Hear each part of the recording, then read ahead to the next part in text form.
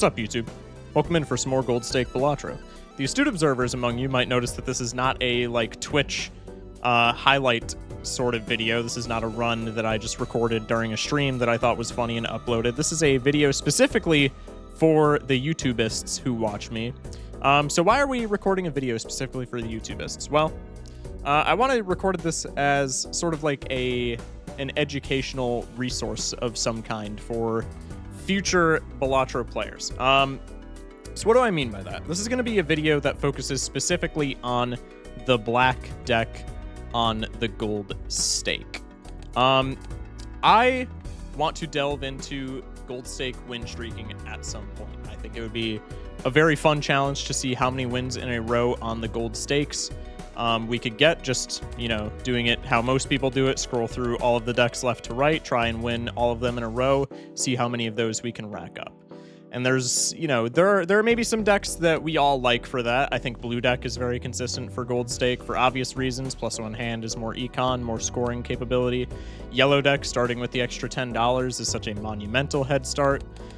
Ghost deck is not expressly better for win streaks, but it allows for a lot more shenanigans. I feel like there's a higher, a bigger margin of error with Ghost deck just because spectral cards are so powerful, and also the early Hex, if you get something good in your first shop, can just completely give you the longevity that you need to get to ante 8 in literally the first 10 seconds of the game. And there are some decks that I maybe don't like for gold stake. The Nebula deck I think is awful. I think starting the run, I think ante 2, ante 3, ante 4 telescope, once you've actually fleshed out a build, have somewhat of an idea of what you're doing. I think telescope is a fine voucher. I would probably rank it as above average. I think starting your run with telescope makes telescope a lot worse. In general, you're going to be playing, flushes and stuff like that to get out of the early antes, and so if you're not playing flushes for your consistent build, well, telescope is already making your celestial packs actually worse than it is better. And then on top of that, the -1 consumable slot is especially bad for people like me who are illiterate and can't see the 0 out of 1 in the corner and forget that they have -1 consumable slot, so they pop emperors here and there and only get 1 card and then are confused. But even if you can read, unlike myself, it's, -1 consumable slot is just really annoying. You can only carry 1 consumable slot into the blind with you at any time, unless you have Perkeo making negative copies. You can only tarot block with 1 card, which is not super impactful, but it's impactful enough where you can definitely see a difference. I think Anaglyph deck is terrible. There are not terrible. None of these decks are terrible except for the black deck, I think. But I think Nebula definitely has a lot more pros than it does cons. And I think the same thing with Anaglyph deck. Obviously, Anaglyph deck can be very good if you get lots of investment tag skips or lots of economy tag skips to get you, boatloads of money. It can be very funny to get a big negative skip. But in general, you're not going to be strong enough to be taking those big negative skips if you're playing gold stake. And you might not even find anything that's worth skipping for, even with a bunch of double tags, in which case you're just playing challenge deck, but with a bunch of double tags that you just can't really do anything with. So I maybe don't like Anaglyph deck, but I think Nebula deck and Anaglyph deck are both decent enough because, they're somewhat net neutral. Nebula deck maybe not as much. I think Nebula deck also actively hurts you with the -1 consumable, but you can get a little bit of consistency out of telescope, so maybe there's an argument that Nebula deck is not that bad. And like I said, even if you don't get any meaningful skips with Anaglyph deck, it is still somewhat of a net neutral. You're just playing a regular deck with the same amount of Joker slots and such. Black deck, especially in the early game, but throughout the game, is the only deck that I would say very consistently gives you some sort of detriment to have to play around. The +1 Joker slot obviously is very enticing. When I was a noob to this game, I very much so fell into the trap of dude, Jokers are really good in this video game, so +1 Joker slot, that's broken. Who cares if I have 1 less hand? I'm just going to be winning in 1 hand anyway. I'm imagining I'm not the only noob to fall into that trap. And for white stake, that's more or less a completely fine way of looking at it, because white stake, just throws money at you. For basically doing nothing, white stake is more or less just a sandbox mode of playing it. So it's not the freest deck on white stake. There are decks that are going to be better on white stake. But if you're just a white stake gamer, if you're just playing for fun, if you don't hate yourself and your life, and just constantly play gold stake, then black deck's probably not that big of a deal for you. The ideology of, well, who cares about the -1 hand if I'm winning in one hand? It's a lot easier to do that on white stake. Even on like red stake, before any score scaling, you get less money, so it's a bit egregious on that stake. But like, if you're in the lower stakes, black deck is completely fine. The issue is on gold stake. First off, -1 hand every round is terrible in gold stake. It is such a monumental detriment to how you play this game. -1 hand, it obviously means one less opportunity for scoring, which is really bad since pair builds are the meta in gold stake. You're going to be, being able to scale your Brimbos, your Ride the Buses, stuff like that. Cards that care about you playing hands in order to gain them strength are going to be a lot worse. Additionally, sometimes, especially in the early game, you maybe want to cycle one of your hands and just use it as a discard to find a more powerful hand that's going to net you more points, that's going to, get you out of the blind. You can't do that on black deck. It's one less opportunity to score, but it's also one less opportunity to cycle through your deck. You get to see less cards from your deck as a whole, which makes it really difficult to score if you are playing anything but pair. And also, -1 hand every round is a very big kick in the teeth to your econ system. It is going to be at absolute best, if you are beating every single blind in one hand, you are like the greatest gamer to ever come across Balatro, and you are beating every single round in one hand on gold stake, you are still going to be down $1, which is going to snowball into you gaining less interest. And if you're not gaining less interest, you're buying less jokers, and the joker slots matter even less. And you're going to be spending what little money you have in order to continue to score out in one hand so that you can get the money. So like, it's kind of counterproductive in that way. What I'm trying to say is black deck is by and far the worst deck in the game on gold stake, and I don't think this is news to many people. You can look at pretty much any popular Balatro content creators tier list, and if they're making it specifically for gold stake, black deck is going to be at the bottom of the list. Black deck was at the bottom of my list. There are a couple things that I would tweak about my gold stake tier list, but black deck being at the bottom of the list is certainly not one of them. It is by and large the biggest obstacle of a deck in the game for gold stake in general, but just for gold stake win streaks. So my hypothesis was, well, if one could master, obviously, for gold stake win streaking, you're going to have to master every single deck. But if one were to master black deck in a way where they could maybe win streak on the black deck, their chances of getting very high gold stake win streaks would improve astronomically. I mean, Doc Spectred is I've said it a billion times in my stream, Doc Spectred is the LeBron of Balatro. He is the indisputable GOAT of gold stake Balatro. Black deck took his win streak down. His like very big one. I'm not super familiar with his other win streaks outside of the fabled C++ without losing win streak, but black deck took that win streak down. So my hypothesis is your win streaking capability for gold stake has to improve drastically if you can consistently win gold stake black deck. So that's what this. I'm gonna maybe make this into a series. I don't know how in depth we're going to go about it. I don't know when I'm going to have time to record more episodes, so I don't know how frequent this series is going to be.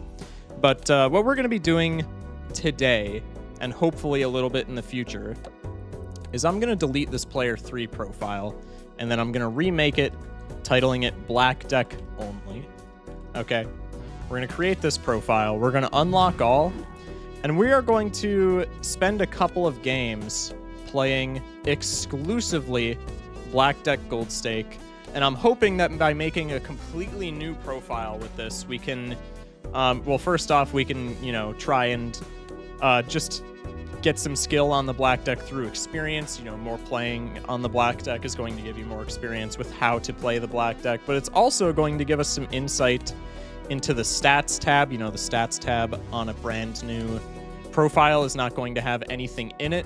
So I can't imagine this being useful for the first 1, 2, maybe 3 episodes, but once we have a myriad of episodes in this series under our belt, once we have maybe a good amount of wins under our belt, we can then come back to this stats screen and maybe try to get some semblance of, okay, these are my top 10 most used jokers, or not most used jokers, but most winnable jokers, since the jokers in the stats screen are not represented by how many rounds you have played with them, but how many rounds you have won with them. So if we take, you know, some kind of joker and we play like 1 round with it and then die, it's going to be obviously far less represented in this pool than if we were to take it and to consistently win with it. So my goal with this series is obviously just to become more experienced in the black deck, so that maybe I can, you know, see some of the harvest some insight as to how to play it better, but also maybe we can take a look at this stats screen after we've gotten a bunch of wins under our belt, and we can go, okay, this joker is maybe really good on black deck and I didn't expect that. This joker is really bad on black deck and I didn't expect that. This joker is actually really good on black deck and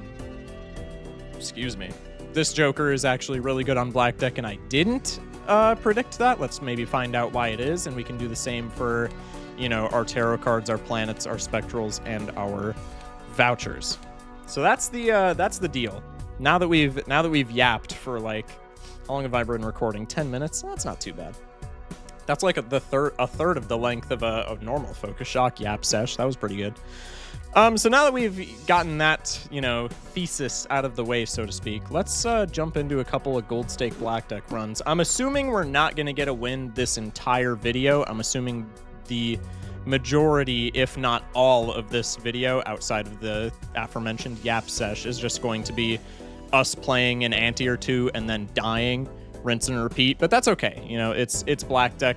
I wanna gather information. And I'm not expecting, obviously, if this is a series that is supposed to be us working up into maybe win streaking on the black deck, I'm not expecting us to be wizards at the black deck immediately. I'm not expecting episode 1 of this series to be, whoa, we won 6 times in a row on the black deck. I was wrong. This deck is broken. It's the best ever. But yeah, so let's get into it. Play the full house. We win in 1 hand. First off, winning in 1 hand on the black deck is like so crucial. The $2 cash out is the absolute maximum that you can get. So at max in this first shop, you will be able to buy, unless there's like 2 planet cards here or like 2 tarot cards or a planet and a tarot, which you probably wouldn't want to invest in those anyway, but usually at absolute maximum on this black deck, you'll be able to buy 1 item in this first shop. So for starters, I think the first shop, first off, I think the first round you always have to play. I talk a lot about, and so does everybody, how if there's an investment tag here, you should always skip for this because the investment tag is such a monumental head start this early in the game. I don't think that's true for black deck. Let me rephrase that. I think it's still true for black deck, but maybe not if we're trying to win streak on black deck. I think investment tag is still very good when it works, but the problem is on black deck, you know, we come across the problem of, okay, we have 3 hands, it's 1 less opportunity to score in this big blind, and it's also less cards that we get to see from our deck. I feel like if we take a small blind skip on the black deck on Gold Stake, it's about a coin flip to win this big blind, because we need to find, you know, our 2 flushes or maybe our 2 straights, or a straight and a flush, a straight and a full house, something like that, right? We need 2 5-card hands, essentially, or like a 4 of a kind, but obviously that's way less probable. I would say, in general, it's about a coin flip that you win this big blind with no scoring jokers. Which, I mean, if you take a skip, an investment tag, and then you win the big blind, obviously you're really happy about that because you get to see a shop. You probably go into the big blind shop since you get money from the big blind with like $8-9. You can maybe buy 2 things. have some scoring jokers for the boss blind, and then you have an extra 25 bucks. That's really sick. But maybe for win streaking, a coin flip to win this big blind is like not the best thing in the entire world. So I personally don't like investment tag blind 1 on the black deck. Maybe if I like didn't have a win streak, I would take it, and then if I, you know, had a win streak on black deck, I wouldn't take it. But this is not only talking about the context of win streaking on black deck, this is talking about the concept of win streaking in general on the gold stakes. So I think it's pretty much almost always, if we see an investment tag on the small blind, we're really sad to not take it, but I don't think we take it. So building off of that, since this big blind is pretty much a coin flip to win with no scoring jokers, I think if you have any sort of scoring in your shop whatsoever, as long as it's not rental, you take it. Even if it's eternal, you probably just snap pick, because we have the 6 slots, so we don't really care if it's eternal. And if you get a shop like this, where our only scoring option is A, not that good for right now, but B, eternal rental, I think this is always just a buffoon pack angle, no matter what. So immediately, this is kind of unfortunate. We have no scoring going into the big blind. So like I said, this big blind is probably just going to be a coin flip of whether or not we live to see another shop or just immediately pass away. Obviously, this juggler being a rental doesn't really do anything outside of this big blind. We get to see like maybe 1 or 2 more cards, and then we would just have to sell it to not pay rent and go into debt. The Midas Mask this early, even though it is perishable, I mean, this Midas Mask is kind of always perishable, because once you have all of your face cards as gold, or even like the majority of your face cards as gold, you're probably just selling this anyway. So I'm not, you know, I would rather this be a scoring joker for consistency's sake, but I'm not particularly sad to see a Midas Mask here, right? Okay. Going into this blind, we have 3 to a flush, 4 to a straight face cards. I always go for flush here. And if we draw into the straight, we would need a king or an 8 to draw into the straight here. If we draw into the straight, I'm going to look like a real mega buffoon pack for doing so. We did not draw into the straight, unless I'm an idiot and already forgot. I think 4 to a straight is still usually a bad play on the black deck specifically, but also in other decks, just because it's a lot more consistent to try and draw into a specific suit than it is to draw into this particular rank to complete the straight. I don't know the statistics behind it. It's kind of just, you know, by vibes, but that's my consensus on it. Okay, this is kind of looking like a run where we're probably going to die. As far as this straight goes, we do have an 8-7-6 angle or an ace-king-queen angle, but I probably want to play the pair of kings here just to get up to 340 points, and then maybe if we get a really good 2-pair on the top deck, we can squeak out a win. Otherwise, if I just like play a high card here to try and cycle into a straight, if we don't hit it, we just guaranteed pass away. High straight, we would have 3 jacks, 2 10s, as opposed to this 8-7-6 straight, we would have 4 5s, and then if we did a lower end, we would have 3 4s, or we could go for 3 9s, 2 10s. The lower straight's probably always worth going for if we were going to go for a straight, but I think the spades flush is not that great here either, since we only have 5 spades in the deck. What are the odds that out of the 30 cards left in our deck, the top 5 cards are going to contain 2 spades? It's not that great. So this is kind of an awkward angle. Maybe we do want to go for the straight here and just play pair of kings. I think pair of kings here is like always the angle. It's just what do we want to cycle with the pair of kings?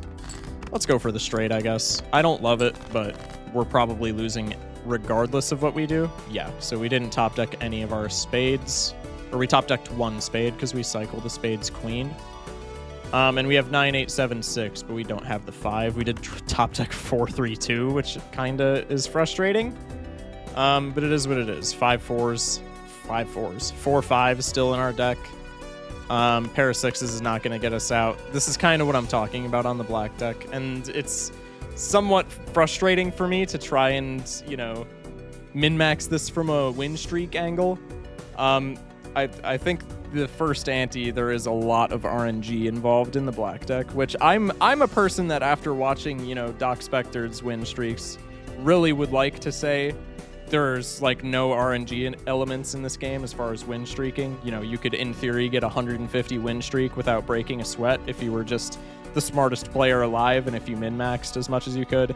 But the black deck is kind of teaching me that maybe that's not the case, because like we could have maybe discarded to try and find a better 2-pair here. It would maybe have been a more consistent line, but like there's not really much else we could have done at this point in the game to maximize our chances of winning any further, and we die on round 2 of our first gold stake run.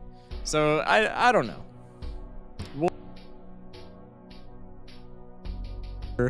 As of right now, I'm not incredibly confident of it, but you know, maybe with the help of the comments section, maybe with the help of some experience in these runs, we can get some more consistent strategies for building win streaks. I think scoring out in 2 hands on the black deck feels kind of bad, but like when we have something like this, maybe we just want the consistent scoring. Anything after this flush is likely to win, so maybe we just discard for higher clubs. Once more for higher clubs. Okay, we get 1 higher club. It's not really going to make a difference, but I think overall going for the 2-hander is fine. Is that a pause? Smash like if that's a pause. Anyway, does pair 3s win? Yes, absolutely. Base pair 3s, or base pair wins. So pair 3s is just overkill. Okay, we have Mars doesn't do anything for us immediately. That's another thing that's weird about the black deck, is normally I like, you know, taking things in the early shops that maybe give us long-term value. I think black deck, if you are taking anything that gives you long-term value, if you're not already at like interest cap, you're throwing. I think black deck it's really awkward because you want to be saving your money since you are not taking in as much from winning blinds. You want to be saving more of it to try and get to that interest cap. But black deck is all about spending money, which is really awkward when you have less money to spend. But if you're not spending money on black deck, you're just dying because of the -1 hand. I think gift card here, I mean, it would be our first pick and it's a rental. Probably not anything that we want to do there. I don't really, I'm not familiar enough with early game spectral packs on the black deck to really have that informed of an opinion, but I think spectral pack is just always worse than buffoon pack, specifically because like, what can this hit that we care about? Ante-1. It could hit maybe a Ouija for more consistent, stronger hands, so then we can, you know, score out of blinds without as many jokers, save us some money. Maybe we care about that. -1 hand size, I'm not a big fan of though, so like I don't love that. Maybe a sigil for more consistent flushes for the early game. Wraith is kind of a gamble, but if it gives you a decent scoring option, it's pretty cool. I think outside of what I just mentioned, Immolate is phenomenal because it's a lot of money. Soul, honestly, on black deck, Soul's not even that good because a lot of the legendaries that you care about, you're going to want support. Yorick is bad when you're trying to conserve discards for winning. Or not conserve discards, but I think Yorick is just bad in gold stake because of the -1 discard. And I think blue stake getting a rework in the new content update is definitely going to buff the black deck at a point where maybe it is consistent for win streaking, but I think right now it's pretty inconsistent even in the hands of the most optimized and biggest brained players. But anyway, Ankh we wouldn't care about because we don't have jokers to hit it with. Same with Hex. So what do we really care about? Soul is cool. At worst, Soul is $10. $10 is great on black deck. Black Hole is not bad. I think there's better hits, but it's not bad. Immolate is phenomenal, but it's phenomenal on like every deck. That's not black deck exclusive. Ouija is okay. Sigil is circumstantial, but also okay. Wraith is a gamble. So there's maybe 2 spectral cards that are always good for us, and one of them is the Soul, which is, I believe, not even in spectral packs, is not as common as the other spectral cards. I'm not certain about that, but you know, I've seen a lot less Souls than I have like Immolates or Cryptids, so I'm just assuming it's the case. I think Buffoon pack is always the best here. Okay, we get Perishable to the Moon and Eternal Loyalty card. I don't like either of these. Loyalty card triggers at max once every 2 rounds. Because of the nature of black deck, we have 3 hands. This could maybe be good if we're investing all of our hands into trying to win this boss blind. Ante-1 Manacle on black deck, I actually hate. So maybe the loyalty card is like not that bad of a gambit here just to get through this first ante, but we're also sacrificing a lot of econ. And To the Moon does a lot for us once we have interest cap, but we don't have any interest right now. So as for right now, this is just toilet paper. It doesn't do anything for us. And it's also perishable. So by the time it's actually getting maximum value, it's probably just debuffed and then it's yet again toilet paper. So out of both of these, I don't know if loyalty card is the definitive play. I think this might be a skipperooski, but we have the extra joker slot. Loyalty card is a times mult joker, even though it's a bad one, it can still be useful. So let's take the loyalty card gambit. Yeah, this is end of round, so there's like no point in even picking this up and then just reselling it. We can't do anything with it because it would be money negative. Also something that I am not sure about. I'm not going to do it here because we have loyalty card, and loyalty card on the manacle is in theory a free win. I feel like these holographic polychrome and maybe even foil tags on the black deck are slightly better. Just because, like, if you get a foil tag on a plus mult joker or a holo tag on a chips joker, or even like a polychrome tag on a chips joker, like, obviously you're still gambling on stickers, but having that consistent scoring piece is so nice in the early game for black deck, just being able to maybe get a few more dollars than what you would normally be able to, because black deck is all about, you know, squeezing as much juice out of your econ situation as you can. I still think seeing a shop and then the blind money is probably better than these, but maybe that's a subject we can explore in a future video. Is, you know, maybe we do a video where we do a bunch of gold stake black deck runs, but we take like every ante-1 foil tag or every ante-1 holographic tag that we find. I don't know. I feel like that could be maybe an interesting topic to explore. Anyway, let's try and squeeze some value out of this loyalty card. We have 4 to a straight, but we have 3 to a flush. Down here, I didn't even see that we had 3 to a clubs flush, so we're definitely going to be hunting for that just because there are better cards. In terms of rank, this is 1 flush that we need to play. I believe this 3 of a kind wins. I am going to use this calculator mod. This is Phantom's Joker display for anybody that wants to, you know, grab my mods. I have Joker, or no, not Joker display, Jesus. This is Joker display. This is I forget what it's called, but it's something along the lines of like Phantom's calculator or something. Phantom. If I remember, I'll link the mods in the description. If not, just Google them and they'll probably be the first result. These are very good quality of life mods. Joker display just like tells you, you know, like when this is at ×4 mult, it'll light up with the ×4 over here. So it just makes like your Joker, it makes your scoring more user friendly as opposed to like hovering over every single one of your jokers and being like, okay, what do I have here? And then the calculator is literally just, you can pick a hand, click the calculate score button, and it'll tell you how many points it generates, and the number will turn gold if it scores you out of the blind. And if it does not score you out of the blind, like in the case of this high card, it'll be just a white number. So we can see that because the, you know, I mean, we can see it anyway because we're good at arithmetic, but maybe if we were bad at arithmetic, we can see, okay, this 180 is gold, so it does get me out of this big blind. So now we're at a crossroads where, do we want an extra dollar or do we want consistent loyalty card? I think we probably want the extra dollar, which I'm going to feel like a real idiot if we lose to this, this boss, this monocle. But I think we probably just want the extra dollar. Maybe we get something cool in our shop that we want. Maybe that can snowball into a little bit more for interest. Who knows? Okay. Runner. Runner's interesting. I love Runner in Gold Stake in general. It's really great in the early game because you just spend the entire early game playing straights. And then in the late game, if you have, you know, a build where, hey, straights would be consistent, you can do that. And if you have a build where, hey, maybe pairs are more consistent, this keeps the chips regardless of if you're still playing straights. So say we play 10 straights and this is at 150 chips. If I decide to just play pairs for the rest of the game after that point, this keeps the chips, which is like really good for builds like that. Or if we just want to, you know, keep playing straights, this just gets stronger. I think runner is great.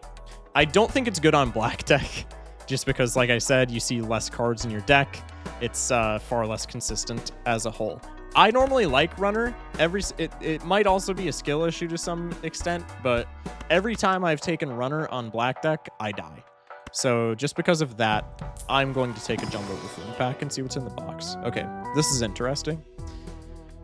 Wrathful Joker and Mad Joker are both really great for our early game. Wrathful Joker probably gets us through ante 2. It doesn't get us through ante 2, but I think it gets us through ante 2 big blind unassisted, maybe with the assistance of loyalty card. Actually, certainly with the assistance of loyalty card, it gets us all the way through ante 2. Most likely, same thing with Mad Joker. Mad Joker's going to need a little bit more help, so I think Wrathful Joker is just better here for the early game. But obviously, we have this Eternal Brainstorm for the late game that would just be phenomenal because it's eternal, but like it's a brainstorm. So are we really planning on pivoting out of this? Most likely not. However, I think it's definitely just Wrathful here, which is so unfortunate. Brainstorm ante 1 in Gold Stake is so sad to pass up on, and if this loyalty card ended up being like literally any plus mult Joker, I think this Brainstorm is just a snap pick. But we need plus mult to survive the early game, and the early game is like very tough when you're playing on the black deck. So I think we do unfortunately have to skip on this Brainstorm. Very sad, but it is what it is. Let's go next, play the Mana Clay.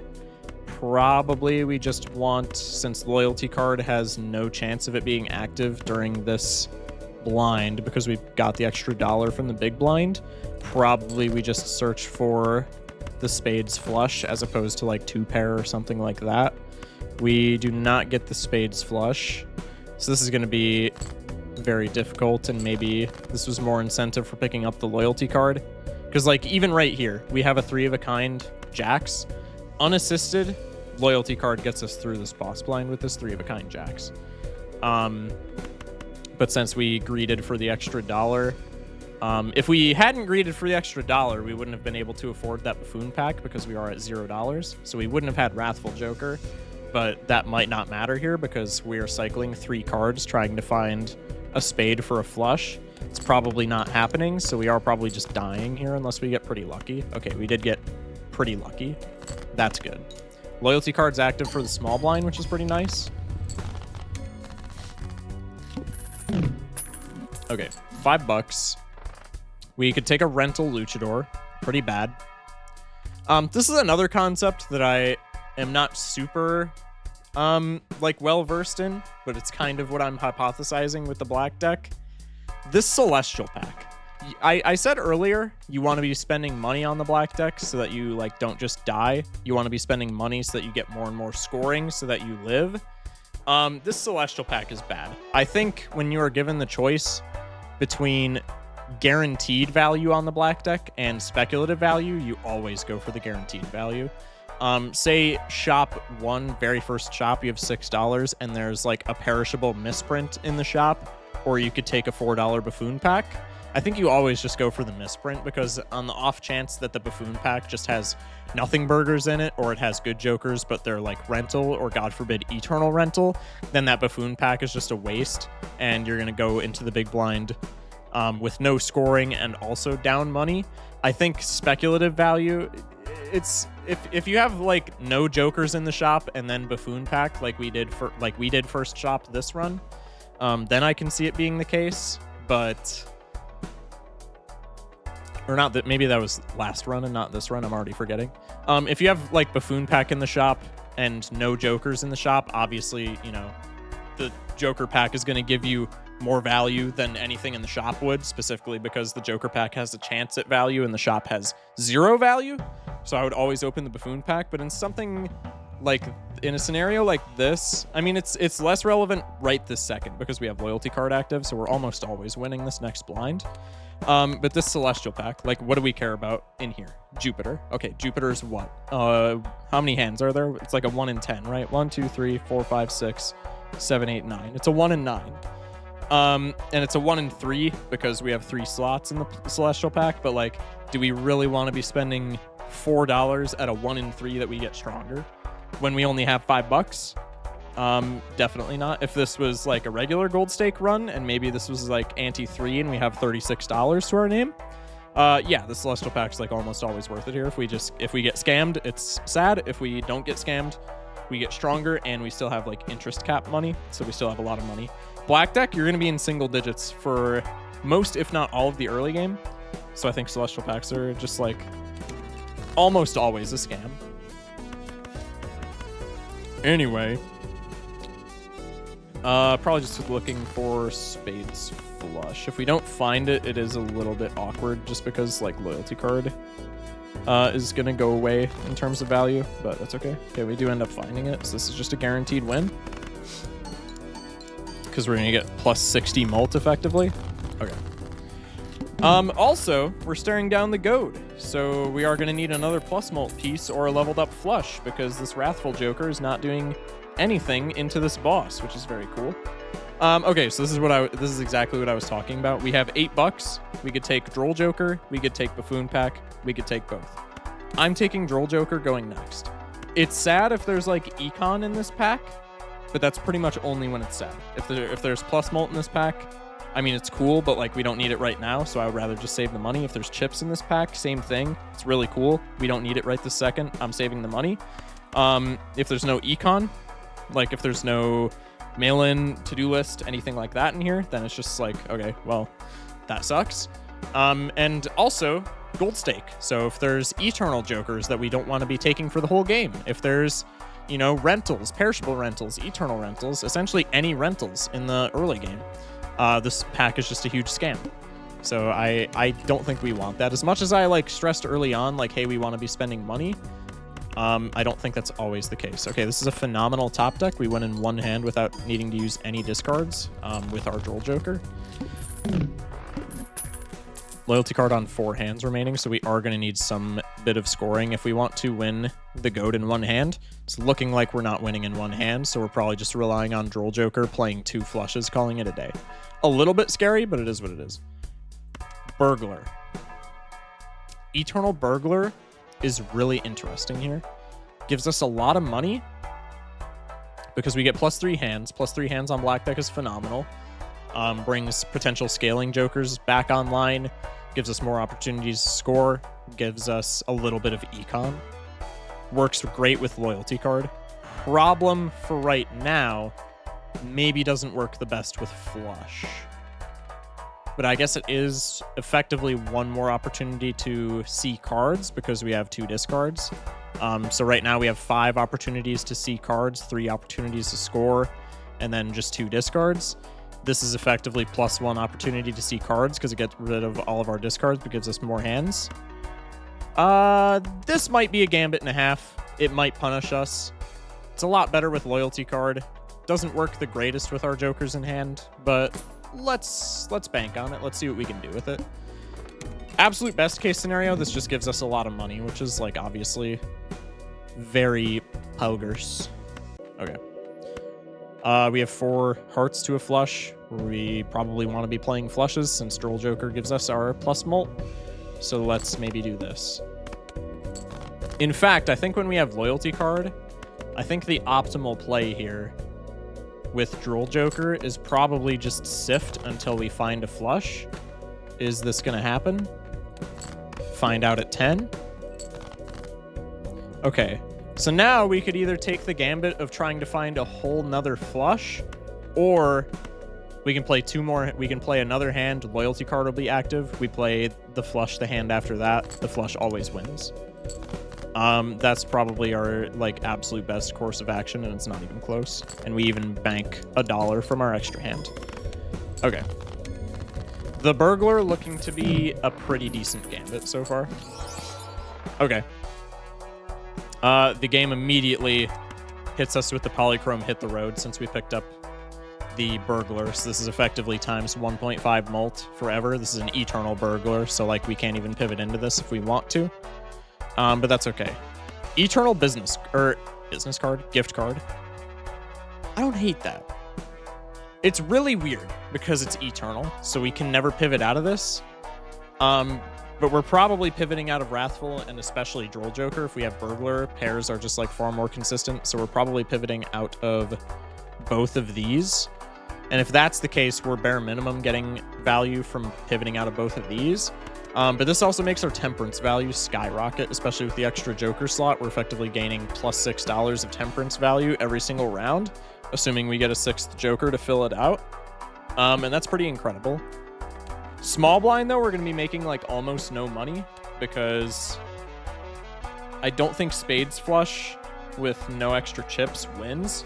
So we're probably just going for loyalty card value here again, which is really awkward because we're gaining $2 on this blind from interest. And if we buy gift card, then we're making $0 on this blind.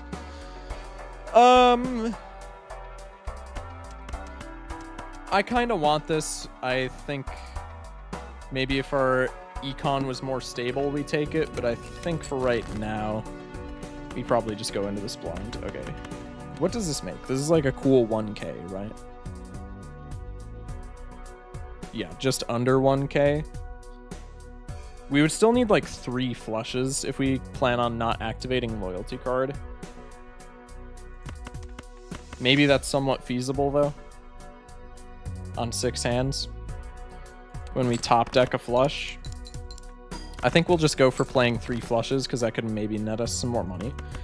3 to a flush for spades. Our spades are stronger anyway. Let's cycle for spades.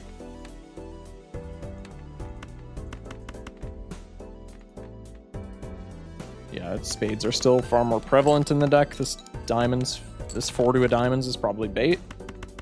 It was not. All right, cool. One more time for spades. Does this get a gold number? I don't think it does. I don't think this scores us out. Oh, it just barely does. Okay.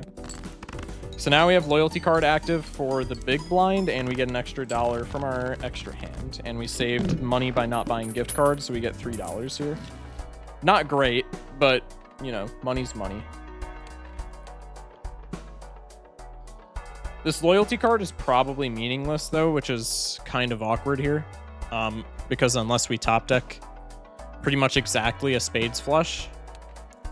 Or maybe with the ×4. No, with the ×4, I think we can get away with just any flush. But if we don't top deck a flush on this blind right here, we just die, I'm pretty sure. So that's maybe not that great.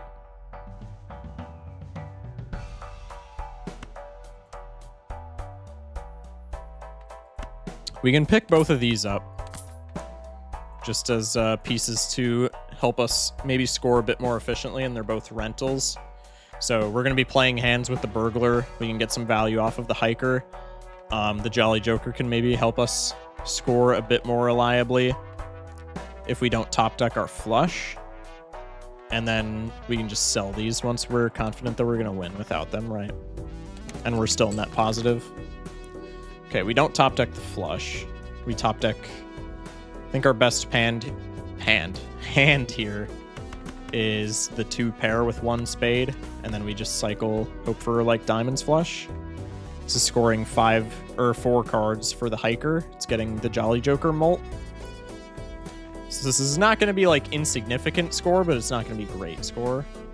Yeah, 23 hundo, pretty much 24 hundo, so half the blind. Not awful, but could probably have been better. Now I think we go for diamonds flush just because we have a bunch of molt, so we probably want chips, and the flush, well, the Droll Joker is just better molt, but also the flush is going to give us more chips.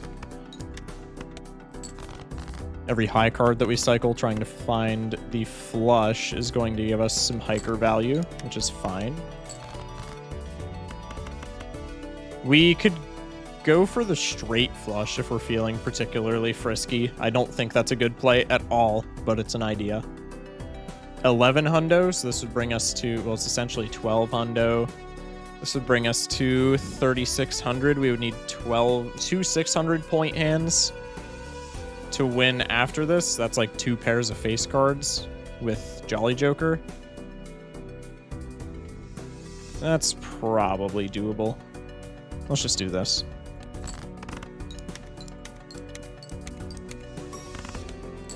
Okay. We do not get the pairs of face cards. Big sad. Could maybe try to draw the straight. How much is this pair of sixes getting us? 220. So we would need an even 1,000 after that, which is not super feasible, I fear. Pair of face cards is 60 chips, so to get 1,000 points, we would need both face cards to be spades, right? Which is just impossible if we're playing a pair. And it's very unlikely if we're playing two pair. So I'm thinking we probably just die here. Could maybe go for a flush, but we have one cycle, so we would need, out of the 25 cards in our deck and the 8 spades that are in our deck, we would need 4 of those spades to be in the next 5 cards. Extremely unlikely. We have 3 kings in the deck, 2 nines in the deck for high straight.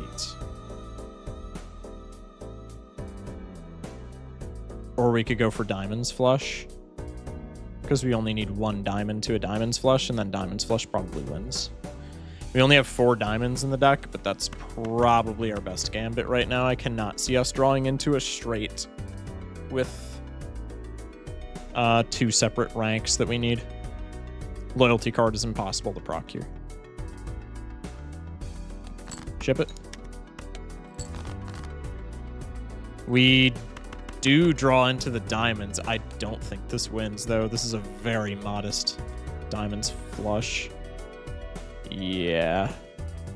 That does not win. Is there anything else here that we could do better? If we had a suits changer, we could maybe go for Jolly Joker plus Droll Joker proc. We have 1 spade in hand, so that's not really doing anything for us. Yeah, we kind of just got to play the flush and pass away. Loyalty card is active, though. That's good. Okay. So we got significantly further than last time. We had a bit extra. We had a bit better RNG on our side, but we still ended up dying to what, ante-3 big blind. So I mean, still pretty much early game. We did have a full roster of jokers, but 2 of them were essentially well, now that I'm looking at them, they were literally perishable, but figuratively perishable for the round because they were rental. This video is already like 45 minutes long, give or take, so I think we're gonna end it there. But I'm hoping to keep up with this series in the future. Maybe I'll do some of this series on stream. Maybe I'll keep it as just a YouTube exclusive series. We'll see. But anyway, that's gonna do it for me today. Yeah. If you want to see the series with like any other deck, I could definitely be convinced to do it with other decks. But for right now, like I said at the beginning, my hypothesis is if we can master the black deck, we can definitely master gold stake win streaks as a whole.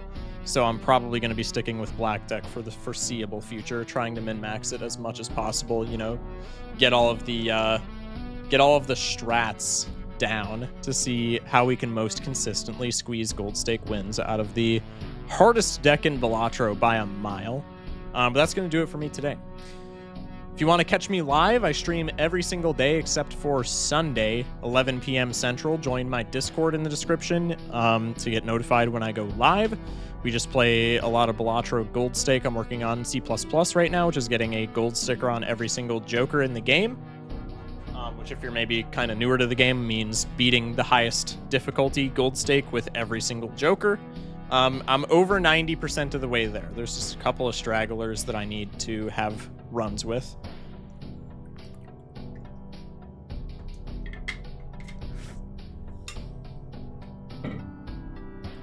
And yeah, that's about it. Stay safe, sleep well, and have a good one, lads. Best of luck with your runs. Treat each other nicely, and that starts with yourself. Love you guys. Thank you for watching.